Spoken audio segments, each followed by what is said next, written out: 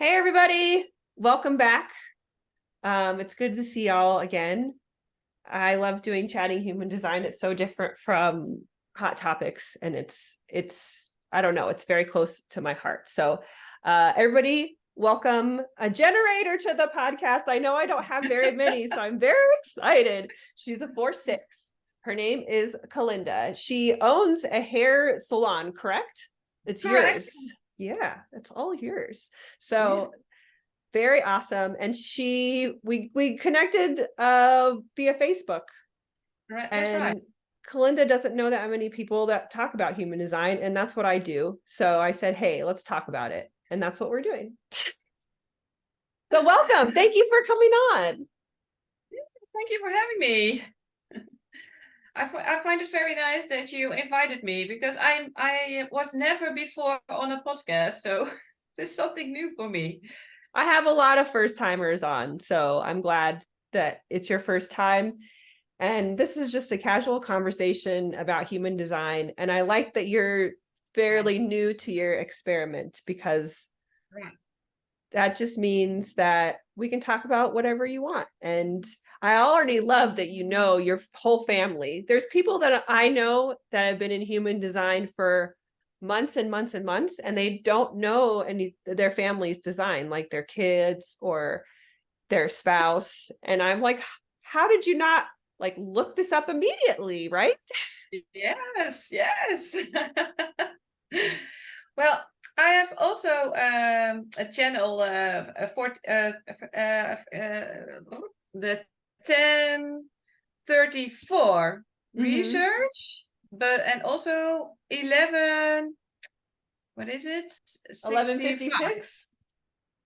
No, Oh, 56. Yes, yeah, yes, yes. yeah. 56 curiosity. Mm-hmm.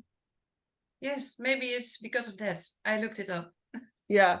1156 is a big storytelling energy. It's the only channel that I have. Right. And mhm. And it's about sharing things about that you've learned from the past and from your experiences in life. And usually these people are really good at telling a story, and people are very into their stories. And it when I learned this about myself, I was like, no, like when I first learned about human design, I was not very secure with my voice, and I didn't really think I had anything important to say or of worth to say. And learning about this channel made me uncomfortable. I was like, I don't want to tell stories. I don't want to talk to people. Like, this sounds awful. And then I got so into human design, and very much like you, I wanted to talk to other people about it. I wanted to like share, and I wanted to hear what they were doing and feeling in their experiment. And I couldn't find anybody. So I started this podcast, and I said, I'm going to just have it so I can talk to people that know or are even just interested in human design, who think it's cool, because I think it's cool. And it has All right. become this really awesome and fulfilling thing for me. And it's very indicative of the 1156. I mean, hell, I have a podcast. It's very storyteller like. So it's interesting to me It's that, all about telling, story sharing. yeah, yeah. And it's interesting to me that I was very much about this, especially because when we first started chatting, you said you gained a lot of recognition when you first learned about your design, right? Yes. Mm-hmm. Really, and also with the storytelling, I also had a lot of recognition in that because when I talk to clients, they are always asking me things like, "Well, I have this situation, and you have always such a good story about things to tell. Maybe you can give me some advice, or maybe you know someone who already had this situation. Mm-hmm. Uh, yeah, maybe you can tell me a little bit more about it." And then I think, yeah, it's your issue. What can I tell about it? And then we talk together, and they say to me, Oh yeah, that's a good view. I didn't seen it earlier like this before. So yeah, that was also a bit recognition for me. But also, which you say, first I didn't see that as something like maybe a gift. First, I thought that people would be annoyed by telling me telling things. Mm-hmm. Yeah. I, that's also what I recognized in the Not Self team about this channel. Mm-hmm. And I think you have the same here about that. In the earlier days then. And now Yeah. you decondition that actually by doing this podcast. Yeah, I think it's helped a lot. And now I have another podcast and I feel much more, this is like my mode of sharing is speaking like this or on video. And at first I was like, no one's going to care. And then I realized that I didn't care if anybody cared. I just wanted to talk to people. Very good. I when I made it all about me and it was like what I wanted from the situation, it Yes. became much more fun. Yeah. And then now people are like, "Oh, your podcast is so amazing," and I get comments and DMs, and I'm Oh, like, that's oh, so "People are nice. listening! Whoa!"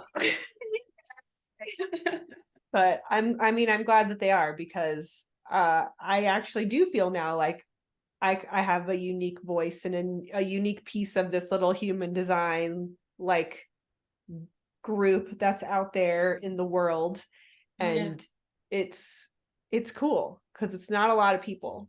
Not very many people know what we're talking about. Yeah, and I have now one friend, and she is in like a yeah, like a burnout. I don't know how do Mm-hmm. you call it, but Yes, you burnout. have Mm-hmm. burnout, right? Yes, and she has a lot of time, but she's really into it, and she her profile is also manifesting generator 1 3. Mm-hmm. So she's really into it. Now she can put her mind in all about the knowledge of human design. And yes, she likes it a lot. And she thinks it's very helpful.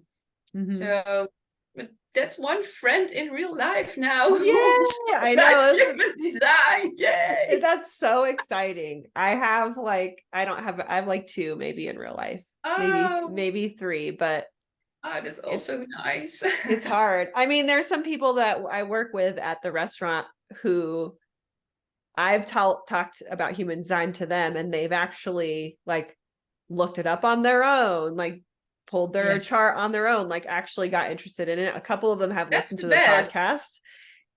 Yeah, like you kind of have to, that's what I realized because at work I was trying to explain it to people and get them interested in it. And it's not, it's too, it's such a broad, it's so convoluted, it's such a big thing, human design. I feel like the only thing to really say to someone is like, look it up, look up your chart. If you think it sounds interesting, there's a million places to go after that. Yeah, yeah, you can work for years. I read somewhere 7 years Mm. to or something like that. I was Yeah, thinking, whoa, 7 years. yeah, that's what the traditional deconditioning time is, to where you're like living fully in your fullest human design self. I have broader views on the subject, and I think that the 7 year thing is just to give to give people a number so that they have a goal to reach. But to me, Yes, it's not, there's no real goal. It's a continuous thing you're doing throughout your life, is conditioning, deconditioning, learning about yourself, loving yourself, like trying all these different modalities to get through life. And this one I don't think has a time frame. I'm not no, I'm not traditionally, I don't hold any traditional like certifications or licenses or anything in design. I've taught myself for the most part. I've gone through a mentorship program that was amazing, and was the key to getting me to where I am today. But I don't really feel like I need traditional, like I don't learn that way, and I don't feel like I need that stuff. It's very six line of me. I'm very much like, hey, I'm just here to be myself, and I don't need anybody to teach me how to show you guys how to do design. I'm just going to live it, and that's that. Yeah. Very independent. But I recognize myself in there, what you're telling about. I don't, well, when I read traditional websites about it, I find it very much like, it comes to me like rules. You have to do this, and that is so, because I was raised when I was young at home, very religious. Mm-hmm. And the traditional human design makes me, every time when I dive in there with reading things online, I can't help it. I get a flashback about that time. Like, you have to act like this, and you have to say it like this, and you can't say that. And whoa, no, that's really not me. I'm more like into it like you are. And maybe it's because of the sixth line. I wasn't so far in the research on the sixth line at that part. But now you tell me that, so I have an insight there. Like, I recognize that. Yeah, and you're not good. a first line. I'm not a first line either. I feel like most people who don't have a first line in their profile, studying in that way, like that kind of dry stuff, is very difficult. Like reading and taking notes or watching a video and like learning in that way is just not like how your husband learns. He's a first line, right? He's a 5-1. Like how he wants all the information and like research. Yes. I usually when I want to buy something, I'll look at some reviews just to get a general idea. And then I'm like, all right, cool. I have to have the thing and try it, because I'm a third line. So I have to try stuff out.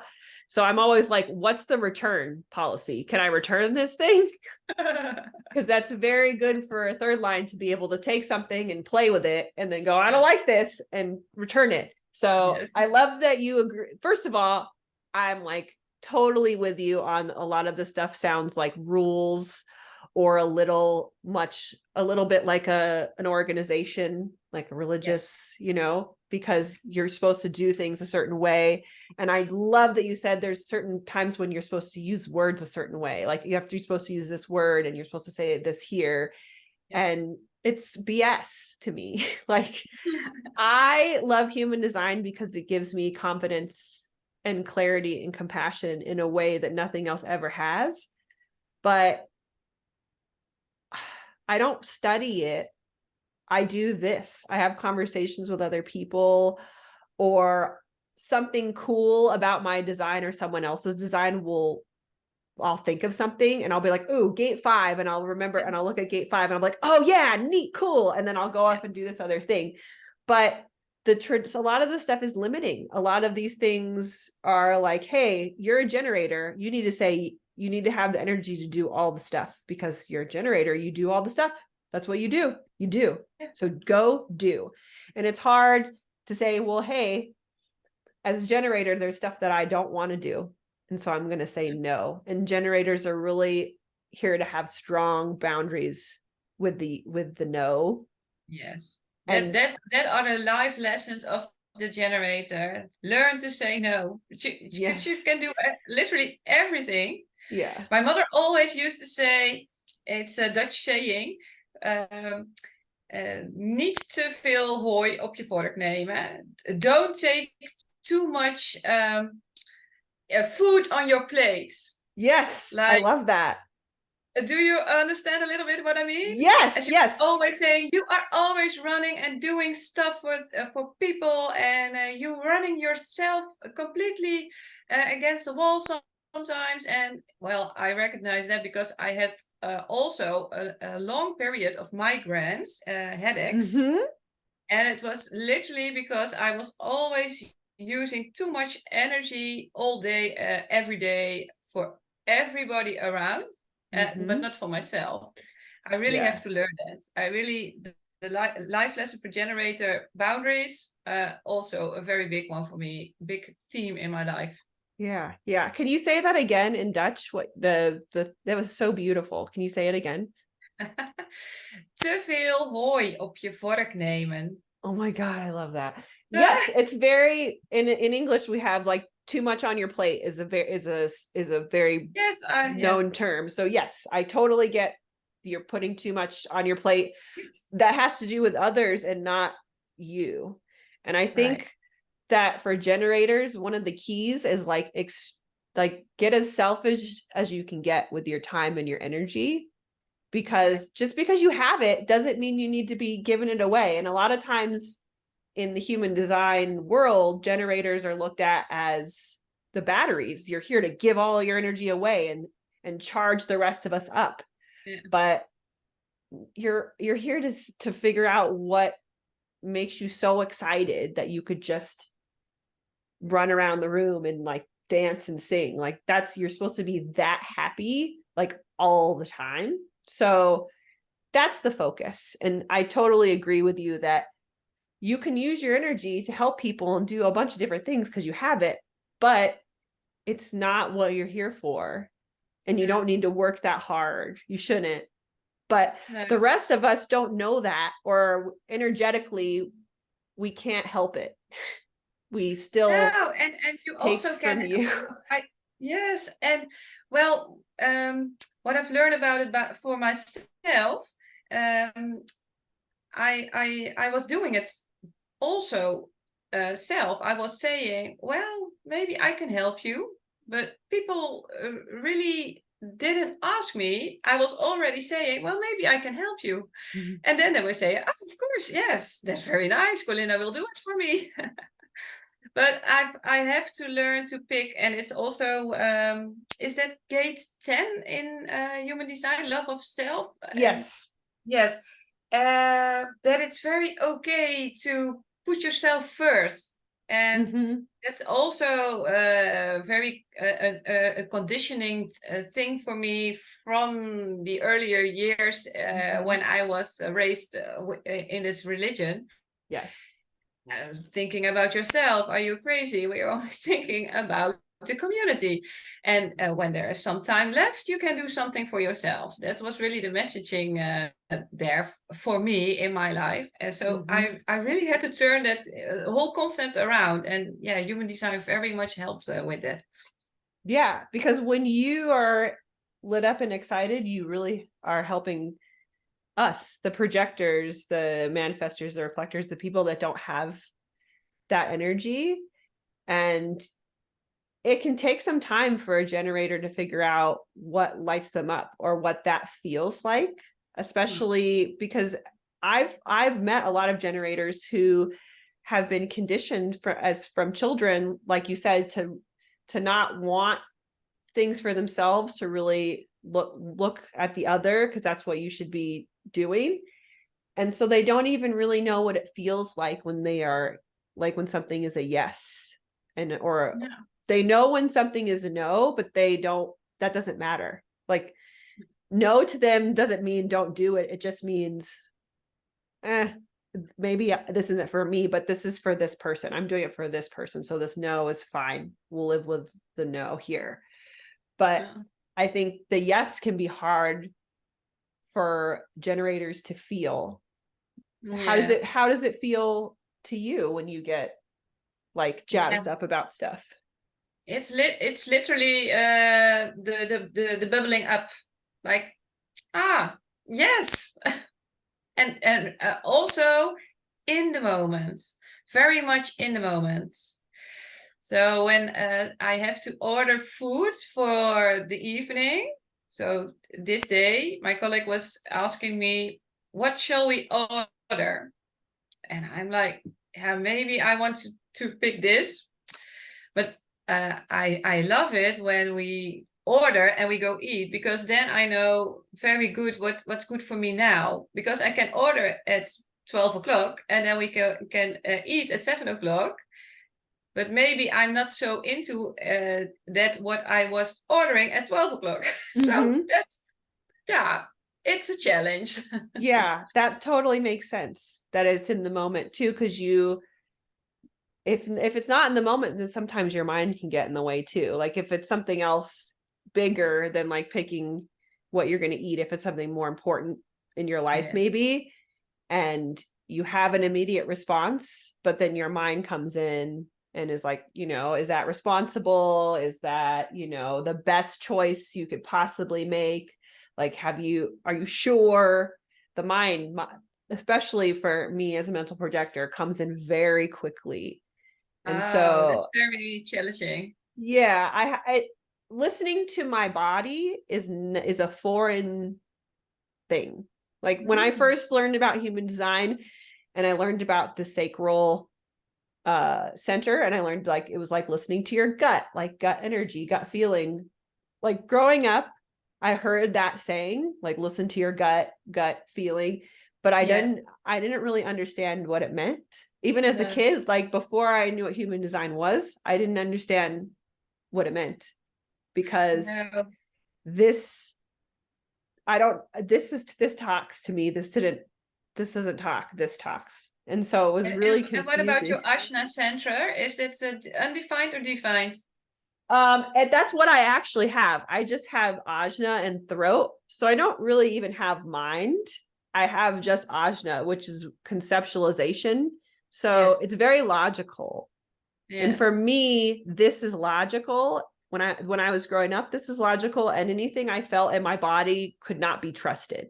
No. This stuff is telling you lies.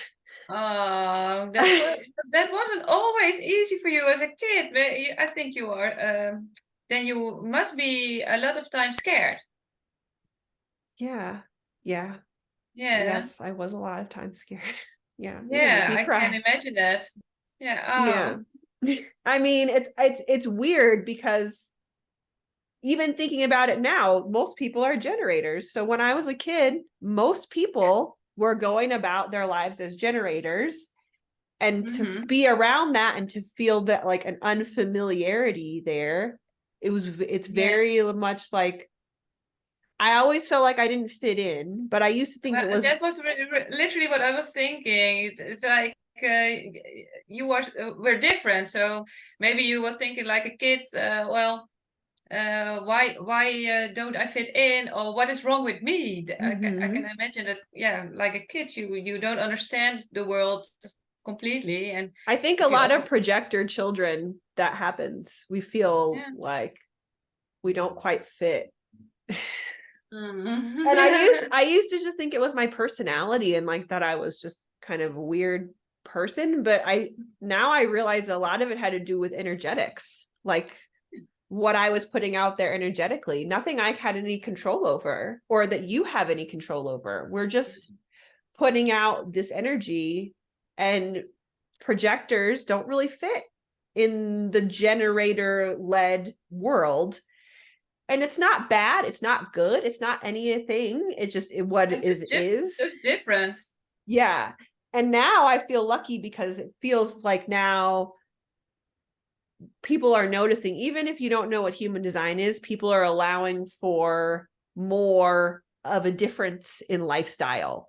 Like, okay, maybe you don't want an office job. That's cool. Oh, you want to go live in a van? Great. Like, we have a lot more now choices. Yeah. And it's nicer. And also now I see a lot of parents in the human design world treating their projector children differently because they know, they're like, oh, she needs more time. Maybe she doesn't need to be around kids all day, every day. My mom was very much into me socializing. She really tried to like push me to socialize.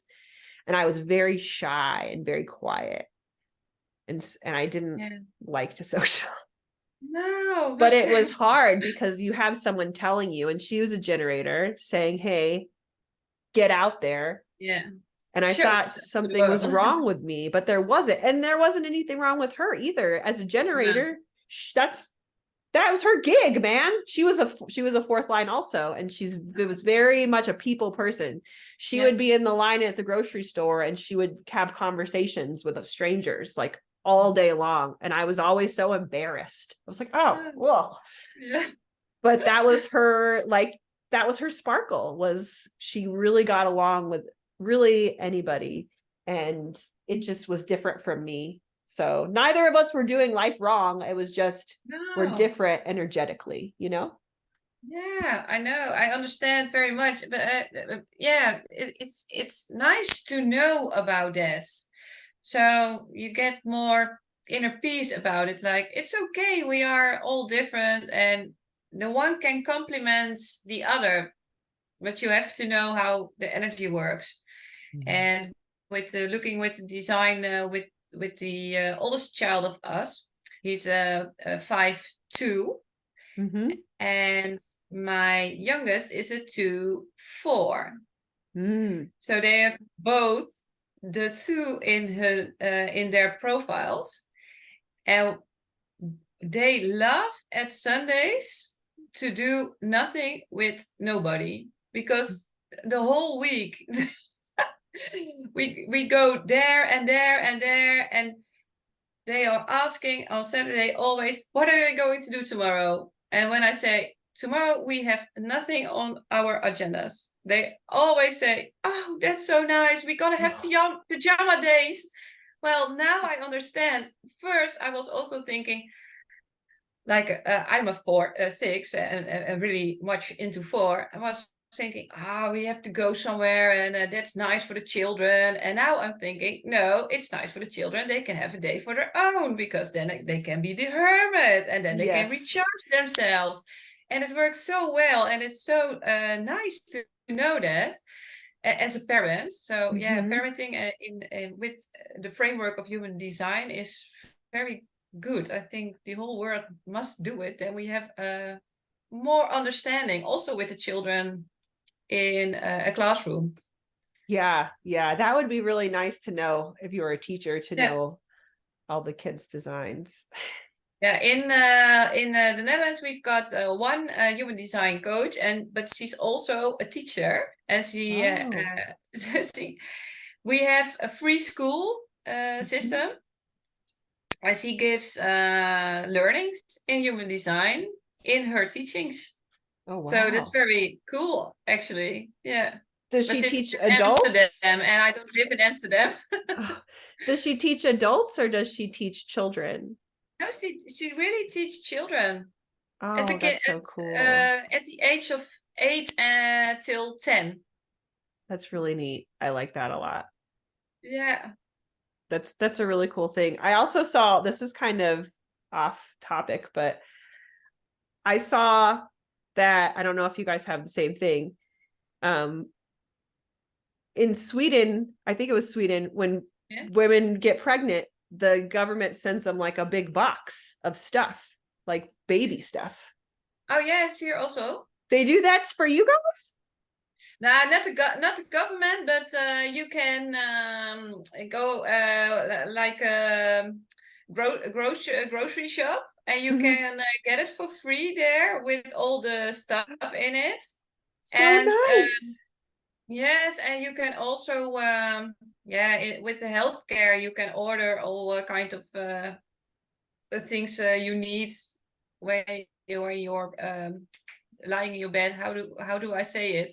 Kraambed. Yeah. I gotcha. Like for sheets and blankets and things like that. Right. Yes. And yeah, we get it also here. But the dads were first 2 days, and since recently we have 5 weeks. Dads can also have 5 weeks at home with the baby. But we didn't have that. My husband only had 2 days because that was, this recently they changed it. Like, you can have 5 weeks. Yeah, it's amazing. I don't have kids or want kids or anything, but I saw this. I thought it was really neat that you could get something like that given to you to like help you out, because we wouldn't, you can't, we wouldn't do that. No. We should. And after she took everything out of the box is a bed. Like there's a mattress in it, and like the baby can sleep in the box. Oh, I was like, that's so nice. It felt very nice. And so I don't was know. it in Sweden? Was it Sweden? I think it was Sweden. Yeah. I don't. Well, the first thing what came up my mind was maybe IKEA designed it. Yeah. They're very convenient, like a box, and you can turn it in to a bed. Oh yeah, Very maybe cool. IKEA did design it. You're right. Yeah, I thought that was just nice. And it's always interesting to me how other countries treat their people. I like to hear, I don't know why. I don't know, that's a weird way to say it, but like what they do for you, what they give you, like how they take care of your cities and your parks and all that kind of stuff. Yeah. It's interesting to me to see how other countries do it, because we're not the best at it over here. Well, we're okay. But and from here, a lot of people are dreaming about a life in America. I mean, I know I'm fortunate, and so I'm not gonna ever say, oh, this country sucks, because first of all, I don't know any better. And second of all, I don't necessarily think it sucks. I just think there's a lot going on for the whole world, not just here, but for the whole world. And sometimes we like to think we are the whole world, the United States. And I don't know, sometimes that just, I wonder about the rest of everybody else. Like I like to know what's going on, because here I already know what's going on. It's the same as it was. And I mean, it's nice. We have a lot of conveniences, and I feel safe and I feel taken care of. That are very important things, right? Yeah. And I know that there's a lot of places where you don't have the things that I have. Like there's a lot of places that don't have water as easily as I get it, or food, or shelter, or clothes. And that's when I start to feel like, oh, I can't say anything about maybe America. You have a gate in your human design about it, all tourism or something like that? I forget, I think it's in the route. I think it's gate, is it 58 or 50 something? It's called the Gate of Joyous Vitality. And it's about seeing everything in the world and being like very grateful for all the things, and being like, the saying for it is, you like to run in the rain as much as you like to bask in the sun. So it's like you enjoy life and all that it has to offer to you. And I feel like that's where a lot of my, I guess, altruism would come from. Is, I don't know, I just feel like every moment is a gift, and we're lucky that's so to be alive. Yeah, very beautiful to say. Yeah, I totally agree with that. Nature is like, it's magical. And I can also really enjoy a simple flower, or sitting in the sun, but also rain and animals and everything. But the gate of, you say, I think it's 58 or 50, one of the ones in the yeah, 58, joy of life, life. Yeah, it's called a bunch of joy of life. That basically is what it is. I have this book lying here in front of me. Good. Which one is it? Let me see the cover. It is this one, Karen. Oh, yep, I know that one. I don't have that one, but I've seen that one. I have a bunch of other books. Karen Curry Parker. Yeah. Well, I like, this is called the Encyclopedia of Quantum Human Design. I don't know if it's different, but I really like the language. Do you want to hear the affirmation with that yes, gate? I would love to. It is, I am, let me see, I am a consummate curator of my own talent. I use my job to drive me to embody the fun expression of all that I am. I practice as my path to excellency. I know that from repetition and consistency comes a more skillful expression of my talent. I embrace learning and growing, and I commit to the full expression of my joy. Oh, I love that. Yeah, That's it's so very, pretty. very beautiful. I have a couple books from Karen, and she's a little controversial in traditional human design, like just because of some of the language that she uses. But I agree with you. It's very, I enjoy it. I like it. It helps me to remember things. It explains things in a way that I can understand. And the only reason that she's a little controversial is because she put quantum in front of human design, and kind of has her own little shift on it. But oh well, like, this is a system that it's 2023. We're allowed to build on these systems. Like you said, it's not a religion. This isn't the Bible. No. We should be able to build on it and adjust it and change things around if it helps us to grasp the information. And that's how I I feel like about her. she is very talking in words that are uplifting. Yes, I agree.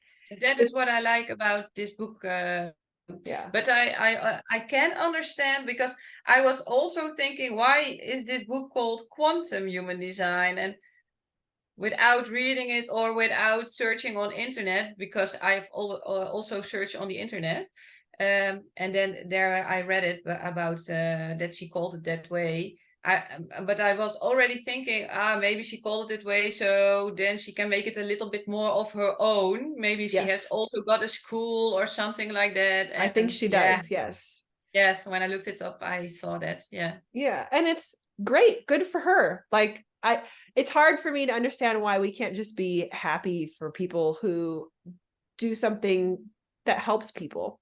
Yeah. Because she's very successful, and she's helped. Yeah. She has a lot of people in her school. She sold a lot of books. Like, she's helping people understand this system. So can't we just be like happy for her? Well, I totally agree. I am happy for her. Right? I can also be, well, we are with so many people, and everybody deserves his own place. And the more different types of bringing human design knowledge out there, the more it will resonate with all those different people. Because I already heard about it 2 years ago, but when I was listening to podcasts of that particular person, I was thinking, oh no, way too much rules, and I lost it already, too much overwhelm. And when I a few months ago with Lindy, from the Dutch girl who went very big in the human design with her view and her words also. And then it resonated like, I have to know more about it. But that was because she was saying it in her way. Yeah. So yeah, there can be 10,000 people saying it in all their own ways, but it's like, when does it click with you? So I think I encourage that everybody talks about it in his own or her own way. It's very good, I think. I totally agree. And also cheering for each other is always good. The more joy you bring with each other. We also have a Dutch saying. Yay! I love these. If you can't share, you can't multiply. Okay, how do you say it in Dutch? We can say it in Dutch like delen is vermenigvuldigen. Als je niet kunt delen, kun je niet vermenigvuldigen. Oh my God, I don't know what it is about other languages, but it's just beautiful. Like the way that you say it. And I agree. Like, if we like lift each other up, that's how we multiply. That's how we get stronger. That's how we get bigger, you know? Yeah. And a more beautiful world in, not so always beautiful at the moment. Yeah. We have to do it together, right? Yeah. Yeah. And the interesting thing is, Ra, his design is very shocking. So when he speaks and the books that he writes and how he puts human design out there can come off very like, whoa, like some of the words he picks for the gates and some of the ways he speaks is very, it kind of hits you in the face because that is his design. So he was meant to share in that way. And sometimes that doesn't resonate with people. And so you have someone else who comes along like Karen and other people who are like, hey, I'm into this thing, but this is how I talk about it. These are the words I choose because I like it. It sounds better to me. And then other people gravitate. So it really depends on your design. That's kind of how you share information. And Ra was very shocking with his energy. So that's why it's hard for some people to grasp if they go straight to like raw, like videos or audio or books, because his words are like, what? But now that I understand that, when I read Ra or listen to him, I'm like, oh yeah, this is totally how you would describe this. But if I was saying this is what I would say. And I know and it's how also fun of it. Yeah, it's fun. It is fun. And it's cool to know that I have the confidence of that I could be like, oh yeah, this is how I would describe gate 5 or gate 58 or the 3-6 profile, but someone else might talk about it in a different way. But we're both, neither of us is trying to deceive anyone or hurt anyone or really do anything that might negatively impact a person. We're just trying to share in a way that we feel is positive. And to me, that's really all you can do.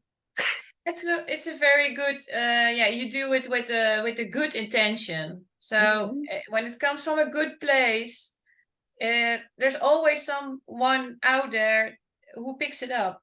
Probably more than one, but yeah. I hope more than one. This has been so fun, and I'm glad that we had this conversation, and it went by really fast. So if you would like to come back again, I would love to have you come back and talk again, because I find you very interesting. Yeah, that's nice of you to say. Thank you. I know it was your first time, but now you have a second invitation. So okay, thank you very much. Yeah, all right. Everybody, thanks for listening. And if you ever want to come on the podcast, just ask to be on and you'll come on and chat with me, because that's how it works. Very easy. So I love y'all. Bye.